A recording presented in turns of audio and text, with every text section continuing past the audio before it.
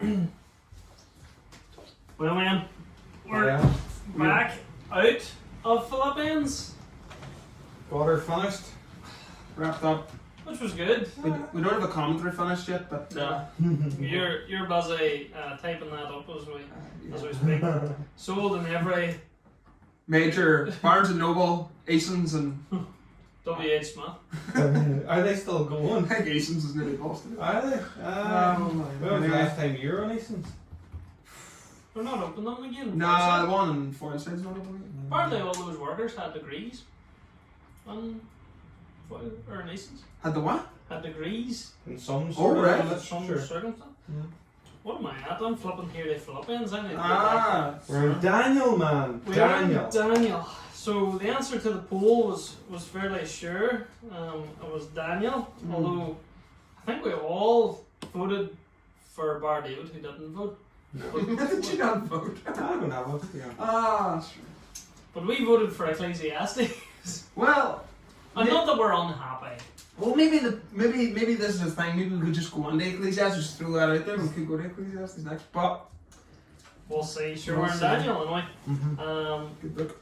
And I suppose one of the things about Daniel is, I'll leave Josephus commentary down there too, as you kind of come to Daniel with a lot of in your mind things, because maybe you're a bit like me in Sunday school, you know, and or in church or anything. Daniel would have been a main point, even in children's stories. It's like you have David and Goliath and you have Daniel in the lion's den. Mm-hmm. And sometimes it's hard to come to a passage fresh No, that's fair. and look at it as though I like what Alistair Begg says. Sometimes you almost wish that you could forget all that you know about it just so that you could come to it and feel the excitement of hearing it for the first time. Mm-hmm. So really we're going to try to do that as we do this.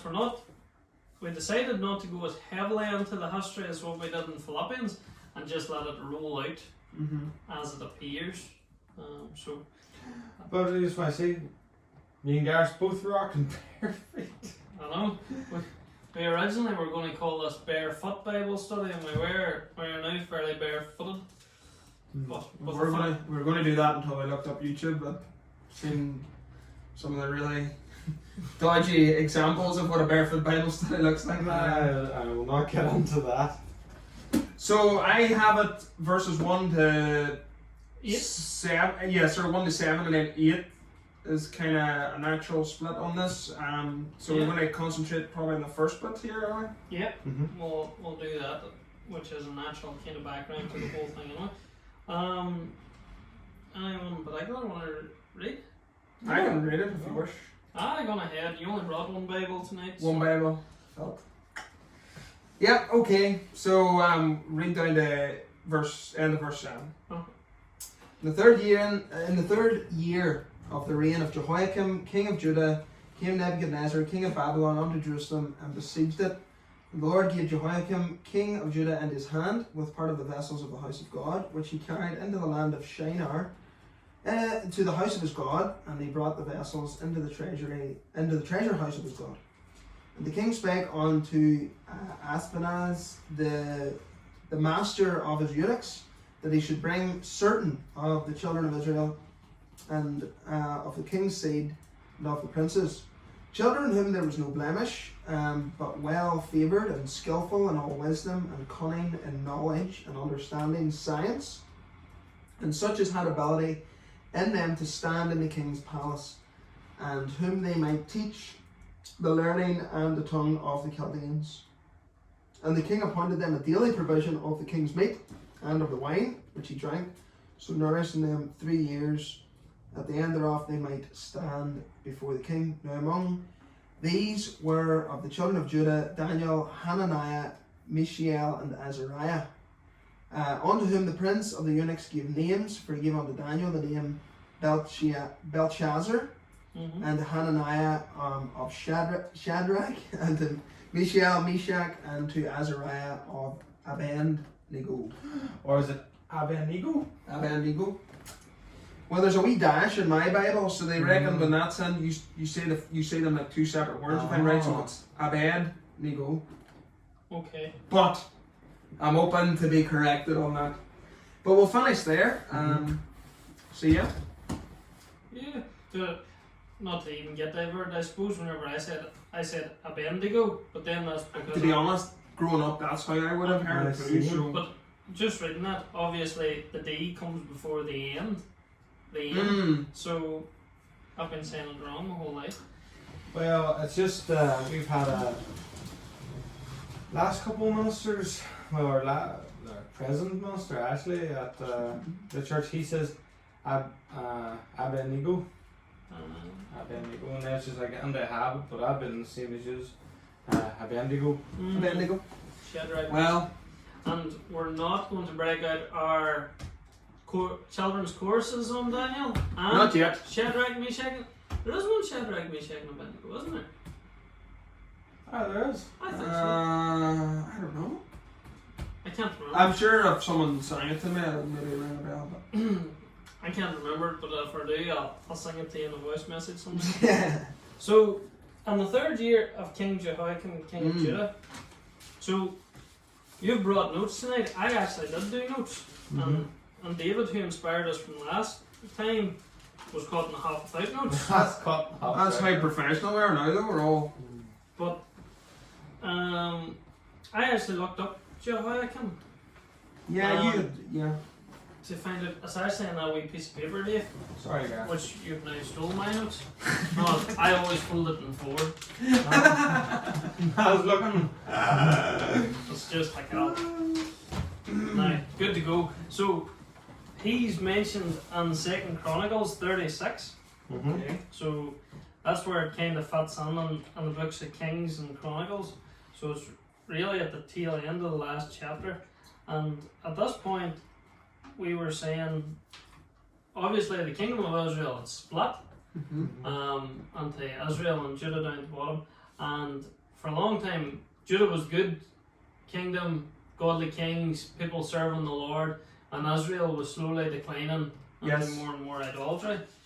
And then I've kind of slipped over my Bible here, and then you found that once they were destroyed, Judah became just as bad, if not worse, than its neighbour. So, what it says here is, there we go. Where are we? 36:4. Jehoiakim was 25 years old when he began to reign, and reigned for 11 years in Jerusalem. He did what was evil in the sight of the Lord, and against him came up Nebuchadnezzar, king of Babylon. He bound him in chains to take him away, carried the vessels of the house of the Lord, which we read, and put them in his palace. And then just goes on to say that the acts and the abominations that he did is written in the book of the Kings of Israel. But obviously, because he's mentioned so short, it almost seems as though they want to forget about him. His sons must have been great. This must have been fairly great at the time. Well, I think too, it's noted it was only in the 4th year of his reign that they were taken captive, so maybe there wasn't a lot to say, because maybe, as you say, he didn't do a lot in 4 years other than displease the Lord. Yeah, and lead God's people into idolatry and into sin. So they reckon that's around the year 606 BC, I think, which was when they're hanged, because where we start here at the start of Daniel, and we were discussing this earlier. We reckoned that when Jehoiakim and Israel were taken captive, that Daniel and his friends here, we reckon they were about somewhere between 14, 17. You'd read somewhere they were about 15. So 15, 16. there seems fairly good consensus they were kind of mid teens kind of up, which would be, just to give a context there for and you have to remember too that the book of Daniel spans basically the whole exile. Because about 70 years or so. And Daniel knew that this takeover by Nebuchadnezzar didn't take him by surprise either. because the likes of Jeremiah and Isaiah and a whole wreck of other prophets, even Habakkuk, were all proclaiming this. Habakkuk in particular, he questioned the Lord almost as to why would such an aggressive people came, and that, just to describe the Babylonians, this was how he described them. Where are we? The Lord answered, and this was how God himself described the Babylonians. Behold, I am rising up the Chaldeans, that bitter and hasty nation, who march through the breadth of the earth and seize dwellings that are not their own. They are dreaded and fearsome. Their justice and dignity go before themselves. Horses swifter than leopards, more fierce than evening wolves. Horsemen press on proudly. So these were the people who God was using, and it even says in other places that he was using Nebuchadnezzar as his instrument to exact his justice on the people. Okay. Sorry, Dave, go ahead. Yeah, no, what I was going to say was, we were chatting about how the people of Israel, they were, they're anti-idolatry and all, and this King Nebuchadnezzar and Jehoiakim destroyed them. You're thinking, why would he do that to God's people? But God gave the people free will, and then he's like, well, you're just insulting me so much. You're, with this idolatry, and I've given you the promised land. You can do that on being captives and being shamed and destroyed, and you're not doing it on my land. Did you see I read the wee first wee bit of that there, Wearsby's commentary there says you'd rather have them acting holy in a pagan land rather than acting like pagans in a holy land called by his name. That's very good, yeah. And as we talked about during the week too, Israel had fallen into great sinfulness and idolatry, going as far as sacrificing children. Yeah. Which, and if you're reading the likes of Jeremiah and Ezekiel, he keeps calling us back up, as in you're even giving your own children to these gods. A thought that wouldn't even have crossed the Lord God's mind. Just another point too to tie into what Dave was saying, and even in relation to that, God will give you so much grace to a point, won't he? And I don't know how it's translated in your Bible there, but like verse 2 tells it, that it was the Lord gave Jehoiakim. It wasn't that this was just by some. It was all God's plan. God permitted it, essentially, is maybe the best way to put it. So, but I really like that. It's really helpful from Wearsby. That's a good way of looking at it. That even in the midst of this, they must have thought, what's going on? And most people would sort of trace the 70-year exile pretty much from this point. As you were saying, by the end of Daniel, I think they're starting to probably be, some of them be sent back. They go back to rebuild the temple. You see that in the book of Ezra, which kind of puts down, sometimes this is where the Bible is confusing, because the books are grouped together not in a chronological way. It's quite difficult sometimes to think this book, even though Ezra and Nehemiah are just after Job, that they actually come after Daniel in chronological order. Yes. Same with Esther as well. And it's very handy to forget that. But this here also parallels, and just what you're thinking, the likes of them, when the God gave them into his hand, they took the vessels to the house of the Lord and placed it on his God. It's almost back to the Ark of the Covenant with back in the days of Samuel, whereas the Philistines came and they defeated Israel, and Israel thought, right, we'll roll up the Ark of the Covenant here, and that'll sort them out, and God gave them into their hand. And whenever the Ark was taken into the temple of their God, he basically broke the idols down in front of them. Yes, that's right. Was that Dagon, I think? Was that what they called it? Maybe, I think maybe one of that. That's right. And so, even though these people, looking around, back in those days, they wouldn't have just seen it as armies victory and been, my God's greater than your God. Yes. Type of thing. A lot of wars were fought, and that they were fought as religious wars, but obviously yeah, like so the pagan, it was essentially Babylon was holding up their gods as the pinnacle, and like we'll probably get into that because there's a lot of symbolism tied into that for why they changed their names because they were trying to take, because I don't know, you fellas have looked into this too, you know, obviously, and it was commonplace for people of the children of Israel that their name meant something and normally was related in some way to an attribute of God. Yeah. And so one of the reasons why the Babylonians obviously changed their names was that it was almost like a re-education thing. They were trying to remove any concept or any thing from the idea of Jehovah, you know, of Yahweh, and we're trying to basically retrain these guys and the entire group of people that were taken captive that actually know our God's in control. But I think something that's hopefully we'll see throughout Daniel as well is that one of the big themes of Daniel is that God is sovereign. And so ironically you have all these people that have changed their names and but God's, as we said earlier there, God gave Jehoiakim into hand, and God was in control of all this, and even the rise of Babylon and permitting that. And so we'll see, I'm sure, by the end, as our study goes on, that actually God proves very much in the end that actually He is the one true God, and that's. I think there in that journal in the Bible, I read doodled up on the top, and what was the thing is like God is the hero of this story. Yes. But that's not just for the story of Daniel; it's the story of the whole Bible and their lives as well. You know. That's true.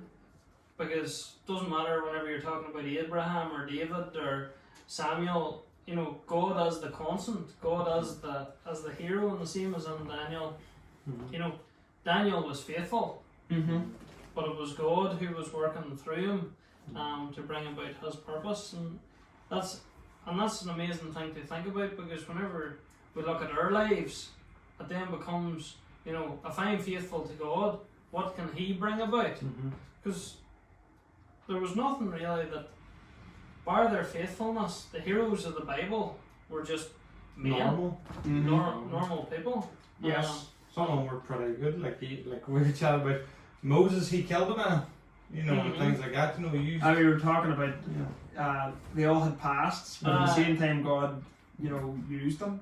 Tax collectors. David was the same, like, you know, like, and some of them had you're digressing a wee bit here, but like some of them had amazing names. You know, David was known as the sweet psalmist of Israel, and as a man after God's own heart, and yet he was a man that committed adultery and essentially got husband murdered. Yep, absolutely. But that's, as horrible as that is, it's encouraging, because it means that even when we make a hash of things, God can redeem it and hang. Very much so. So that's good. So what Nebuchadnezzar continued to do there, from verse 3, where he takes basically the chief, or the chiefs of the people's children and the nobility, he would have done that in other countries as well, kind of taken away the leadership, and again kind of that idea of the princes usually came from the same family, so they were taken away and placed in his service. So, and he would have set up a king that he chose. So in some ways it was to stop rebellions and people rising up after their own rulers. But again, he's taken these youths and gives a brief outline of what they are, so you kind of have an idea of Daniel and himself. Good appearance, mine says, skillful in wisdom, endowed with knowledge and understanding, competent to stand in the king's palace. And then it talks about then what they're going to do. Teach them literature and the language of the Chaldeans, and they're going to be fed and watered and looked after for 3 years. So this is, as you say, that re-education, bringing them, basically turning them from being Israelite to Babylonian. Brainwash them essentially. Yeah, it was essentially a brainwashing. Radicalizing was the big thing. Yeah. You know, I'm trying to make them fit in and basically become, as you said, changing the names, make them become Babylonian. Yeah. I think too something needs. I think it's important when we get to it and some of the significance of some of the changes and stuff. But you know, I just read that and I think, and I've thought about it too in other stories in the Bible that you see it. Like Joseph comes to mind because he was took to Egypt, and so these guys have been taken to Babylon. You know, I often thought it'd have been very easy for them to down tools, you know, and not look to rebel, but you know, that kind of, right, this isn't my country, these are not my people, Go with the flow. I'm not going to hang. You know, it could have been easy for them to just down tools and basically, yeah, I'm not doing this. But I think, you know, it's interesting that even within this re-education, that Daniel and his friends did go along with it, and they acted as, you know, they acted with as much dignity as they possibly could, probably because they knew that that was the best way that they were going to honour their God and show their God. But like what you were saying earlier, God has obviously brought them into those situations. Probably they probably remembered straight away, like, you know, we had it really good actually back in Jerusalem, and so now they were beginning to see that actually they really did need God. So I just think it's really good that they didn't down tools, but that they took it as an opportunity. And even too as an idea for ourselves, we're all working. Yeah. And we can all have days or challenges within our jobs, and somebody who might be on the next level of management or wherever above you, and they tell you something that's just easy to go, I'm not listening to you. Yeah. I don't give a toss. I'm just going to do my own thing, and you know, and we can all get like that at work, I think too. But these people, Daniel and his friends, viewed their job in line with their service to God. Yeah. That even within their work, they were God's representative, and they acted accordingly. The same way we talked about before about being ambassadors whenever we were in Philippians. You know, that they were always on the job. You know, they were always in God's job. That's I think where I'm trying to go with that. And even as we see throughout, you know, they hold that integrity. One of the things that you have noted, any of the stories about the Jews and their exile, like say Esther and so on, they maintain that Israelite and God worshipping identity very closely. Well, I think as I can't remember, must have been in that commentary there, you know, it's the remnants, you know, it's any of them things, you know, on a whole, Israel was bad, you know, but it was these remnants that were rising up, and that God used, like you had Moses, and you have, you have, what do you call him, you have Daniel and his friends here, where nearly all of Israel was down and out there doing all the idolatry things and all, but God was using these remnants, and I can't remember, but it was prophesied that the remnants of Israel will rise again, you know. That was Ezekiel prophesied that, and that's just coming to light here now.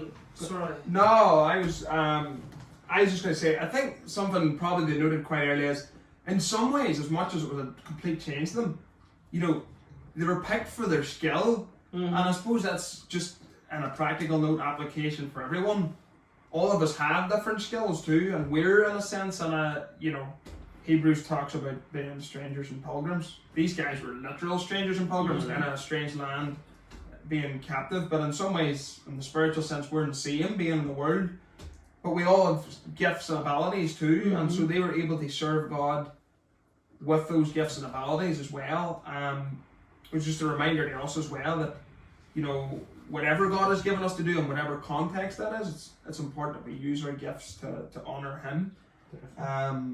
And as you said, they were doing that with the purpose to reflect their true God. So I think the picture we're sort of getting here is that the Babylonians may have changed a lot of things here, like their name, they're in a different country, their diet, although we might get more to that later on. But the reality was, Daniel and his friends knew that if they maintained a good witness, that they could still know like the power and the presence of their God with them, and that's what would make the difference. You see, you can change your name and you can change all these things, but the reality of our God is that He dwells with us and that He is with us and that He is real to us, whereas the Babylonian gods weren't. No. And so obviously Daniel and them, they realised, well, this is how we stand out here in this culture. We honour our God. Yeah. So yeah. Just as you're saying that, it flicked me to another one of these kitchen plaque verses, and we see it so often. But this actually was a verse for Daniel and his friends. Yes. For I know the plans I have for you, declares the Lord. Mm-hmm. Plans for welfare, or to prosper you, and not to harm you, to give you hope and a future. That letter there from Jeremiah, up at the top of my Bible there, says, letter to the exiles. This here was sent after they departed from Jeremiah to them. It talks about them build houses and live there, gather, plant, take wives, sons, seek the welfare of the city that you're sent in, for God's going to bless it. Don't let yourselves be deceived. And then it clearly talks about the 70 years. This is all in Jeremiah 29 up until verse 23. And talks about them, and I will visit you, fulfill my promises. Then you'll call on me, you'll pray, I will hear you. If you seek me, you will find me when you seek me with all your heart. All those promises were just given to them for that time. Again, we can take those there as being Christians and the son forward, waiting for Christ to come back or for us to join Him in heaven. But for them, that was a promise for the time. Yeah. I think too, would probably agree to say the gospel should still have that effect too. Part of the reason why God wants His people to live in that, even taking those, going, getting married or whatever, and raising and being faithful with whatever you have, wherever you are. Part of that is that the gospel then will transform from the inside out. So the idea is you could have a handful of Christians in an area, but if they're seeking to be a witness, God can use that and transform essentially the surrounding society, and that's what the gospel can do. Just doesn't just change individuals, it changes societies and changes communities. Amen. No, very much so. And just we're coming through probably just the tail end of this section. So that outlines what's going to happen. Our next video, not video, podcast thing will look at what happened during those 3 years where they look at the food. But again, the names are given a point there within the last part. Daniel, Hananiah, Mishael, and Azariah from the tribe of Judah. These people that have been either members, cousins of the royal family, or within that higher, nobility of the land. Elite Jews. They would have been the elite Jews. And then they were then taken and given names. Now, I know you both have names there. I was curious to see how then. Well, I just have down Daniel, God is my judge. Hananiah, God is gracious. Yeah. Mishael, who is like God. I know yours maybe been slightly different. I think. Who is what God is. Yeah. Which is, I suppose, essentially the same thing. Yeah. Azariah meant God helps. Yahweh is helper. Yeah. And I don't know if you went into it. I was looking up the difference then in what their new given names were. Now, some of it's a wee bit thing, but I'll just really quickly. So, Daniel was given Belshazzar, which meant Baal, B-E-L, who was one of their gods. Baal, protect the king. Okay. Hananiah was given, Shadrach, meaning command of Aku, which was another Babylonian god. That's spelled A-K-U. Meshach, Meshach was named after a Babylonian moon god. Yeah. And the last one was Abednego, the Babylonian god of wisdom was Nebo. So that's a wee bit in. But again, just go back, just using that comparison to say the whole idea is that the Babylonians, Nebuchadnezzar thought he was so powerful, and by taking these people, he was trying to convince them and also show, I suppose, the surrounding nations that look, there's no one like our gods. But as we've said, and as I'm sure we'll note throughout this study, Jehovah, Yahweh, was in complete control of this. It didn't matter about the names. It really was irrelevant. Their Hebrew names were symbolic, yes, but the fact was that God was still with these men. And I think for me, that's the great thing we take courage from. Like even if we were in a situation, anything like this, that we could compare to in our lives, the difference for us as Christians is God's with us. And if you take even some of those names, God will help, because that's what God helps Azariah. There is no one like our God. God will be gracious, and we know that ultimately God is the judge. He will always do what is right. So, just it's only a thought, and I haven't looked this up at all, so it's more just a question for next time. But did the Babylonians hold up their king as a god? Because the same way the Egyptians did, like the Egyptians viewed Pharaoh as basically a living god, whereas I'm not sure what way the Babylonians worked. It's only just a thought. I couldn't say for certainty, but obviously we'd be aware that later on, were they not asked to bow down to the golden statue of, and that was Nebuchadnezzar. So essentially, I don't know if he was in the same bracket as like Pharaoh. Yeah, or those ones that we just mentioned, but obviously they were obviously held in some kind of high regard, in the sense, like even in an idol sense. I don't know.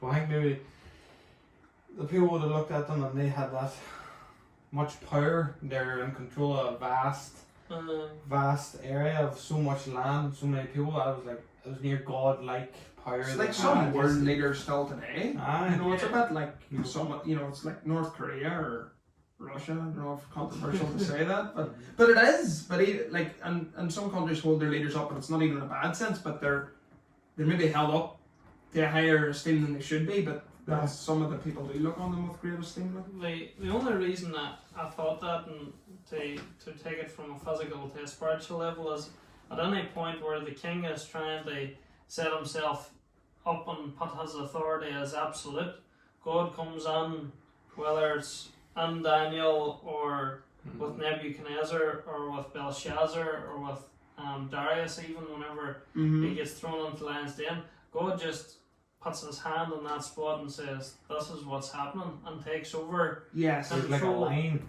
And it's like, I'm allowing you to go so far, but ultimately I maintain the supreme authority, as you say, that line. But it was just a thought, and we can look it up for next time. But it just... Well, like even, we talked about there just quickly, they took the vessels. And I can't remember which, was it Darius or Belshazzar, they had like a big banquet. Belshazzar, and they used the vessels and drank from them and all. And ultimately, that was a line too far, and God, he killed him, didn't he, or something? Was that was the writing on the wall, was it not? No, that was just too, it was alright to take them, but then they defiled them. Because they would have been used for the worship of God. They would have been within either, there were cups and they were dedicated to the Lord for within there. What there is nearly in line with what you're saying, whenever try to be godlike, absolute. Well, if them vessels and cups were for the one true God, then they were using them for themselves, as in they were gods for themselves. Then God was like, no. Which again is proven the whole idea of Daniel. There's no God but Yahweh. There's no God but Jehovah. So I think we'll wrap that up there, because good bit stuff there. We fired through. Hopefully it's been enjoyable. I can already tell, just as we've started this, we're going to enjoy this study.